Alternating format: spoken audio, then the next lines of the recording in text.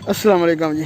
ये देख सकते हैं पेड़े यहाँ के स्पेन में गाँव है ना, गाँव में ये पेड़े हैं सारी।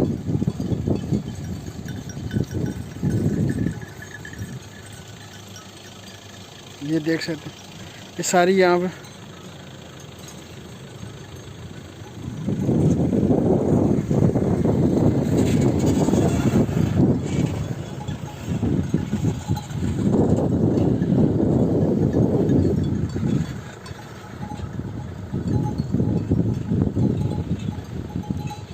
यहाँ पेड़ों का और इन चीज़ों का बड़ा काम है। यहाँ पर गाय होगी, भेड़ें होगी।